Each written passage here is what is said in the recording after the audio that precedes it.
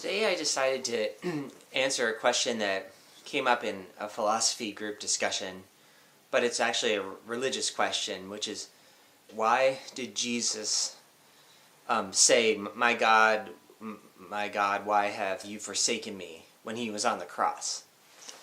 And I guess I have my own answer, which is probably consistent with some answer that I've heard, but I've never heard it expressed in this way. And the short of it is that ignorance is part of being human.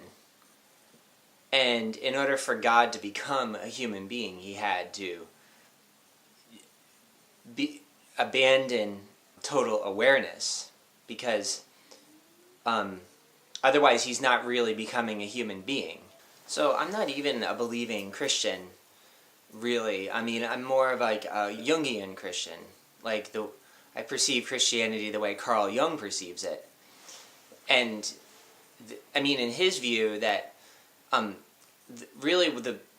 Jesus' purpose was to create kind of a bridge between God's realm and the human realm. And you can't really create a bridge if you don't become human, because being human means being weak, powerless, ignorant. The traditional attributes of God are all good, all powerful, and all knowing.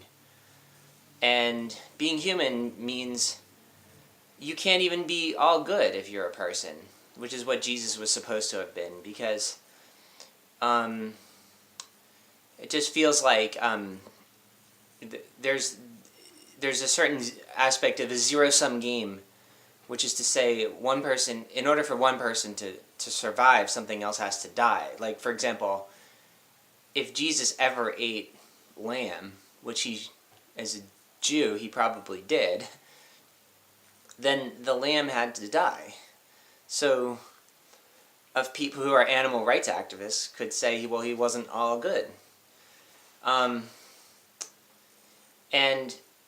But anyway, the point about becoming human is that you lose your divine attributes. You lose your power. You lose your all-knowingness. And that's not possible unless you actually lose those things. So when Jesus thought God abandoned him, the idea is he really didn't know. Like, he didn't know he was going to become Jesus. Like, he didn't know that people were going to make a religion out of his thing. And that ignorance is part of what it's actually like to be a person. And if God doesn't fully do that, if God doesn't actually become a person, then he's becoming kind of like a quasi-person, like a demigod. He's showing up like a tourist who doesn't actually have to step into the trenches and be a person. And the whole Christian mythos about the crucifixion is about stepping into the trenches. It's not about just showing up and taking a glance and then leaving. Now, Catholic theology has Jesus being fully human and fully divine, which is a paradox, because fully divine in traditional theology means all-knowing, all-powerful, etc.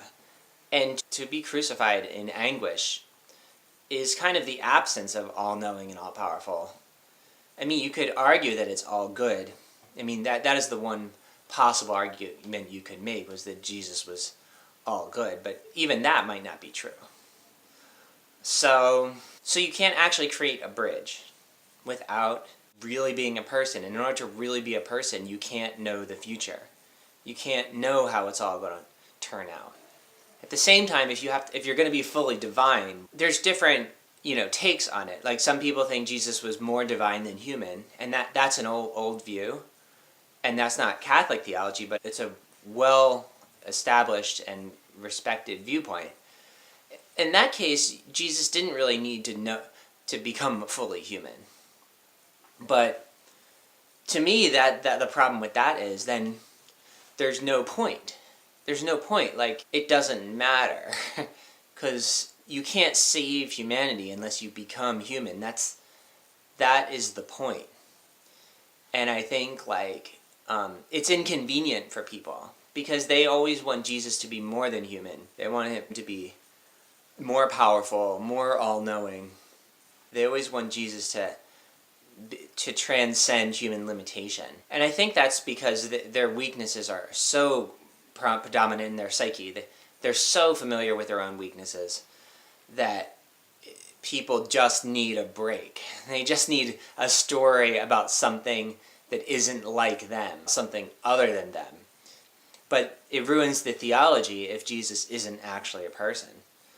So, ignorance is part of being a person, and if he didn't know that he was going to become the founder of a major religion, that's consistent with being ignorant.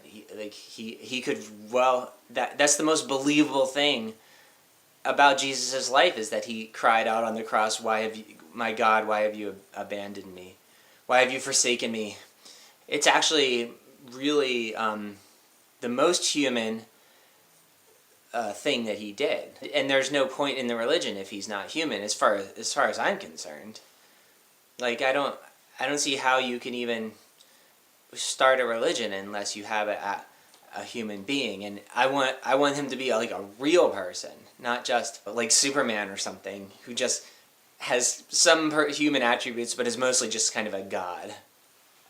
That's not fun. That's not, it doesn't hit home. And I think Jesus is supposed to hit home. There's no point to the religion if it doesn't hit home. That's why he said that, is basically to hit home. So, yeah. Okay.